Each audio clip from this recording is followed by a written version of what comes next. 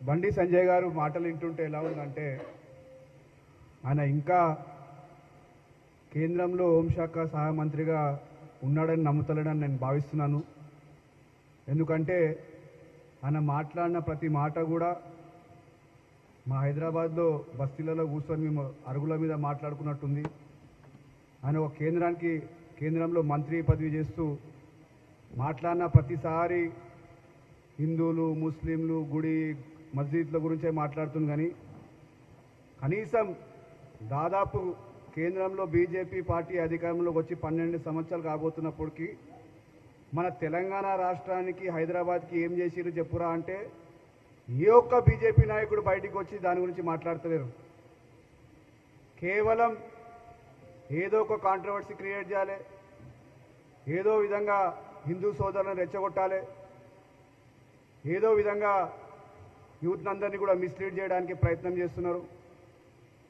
మొన్న మా నాయకుడు రాహుల్ గాంధీ గారు ఏదైతే ప్రాక్టికల్గా ఏదైతే జరిగినాయో గత లోక్సభ ఎలక్షన్స్లో దాన్ని ఎవిడెంట్తో పాటు బయట పెడితే, అదేవిధంగా పార్లమెంట్లో ఎస్ఐఆర్ మీద చర్చకు రారు అంటే ఒక్కరోజు కూడా కనీసం నరేంద్ర మోడీ కావచ్చు, అమిత్ షా కావచ్చు, బీజేపీలో ఎవ్వరు కూడా దాని గురించి మాట్లాడడానికి సిద్ధంగా లేరు.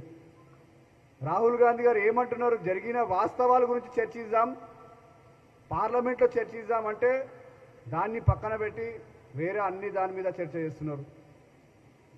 నిజంగా ఈరోజు బీజేపీ పార్టీ అధికారంలోకి ఎట్లొచ్చింది మనం అందరం కూడా ఒకసారి ఆలోచించి చూసినట్లయితే వాస్తవంగా కూడా ఈరోజు నరేంద్ర మోడీ ఈరోజు ప్రధానమంత్రి అయిందంటే ఒక దొంగతనంగా ఓట్లను దొంగతనం చేసి ఈరోజు నరేంద్ర మోడీ ప్రధానమంత్రి అయిన విషయాన్ని కూడా ఒకసారి మనం అందరం కూడా గుర్తు తెచ్చుకోవాల్సిన అవసరం ఉంది.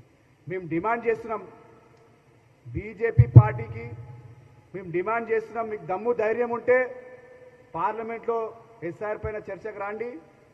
మీరు ఏం మాట్లాడతారో, ఏం వాస్తవాలు మాట్లాడతారో దేశ ప్రజలకు తెలియాల్సిన అవసరం ఉంది. మీరు ఈరోజు ఒకవైపు ఈడీ కావచ్చు, సిబిఐ కావచ్చు, సుప్రీంకోర్టు జడ్జీలను కావచ్చు, అదేవిధంగా ఫైనల్గా ఎలక్షన్ కమిషనర్ని కూడా ఈ విధంగా మీరు మిస్యూజ్ చేస్తున్నారంటే అంటే భారతదేశాన్ని ఏ వైపు తీసుకెళ్తారో దేశ ప్రజలందరూ కూడా ఒకసారి గమనించాల్సిన అవసరం ఉందని కూడా చెప్పడం జరుగుతుంది.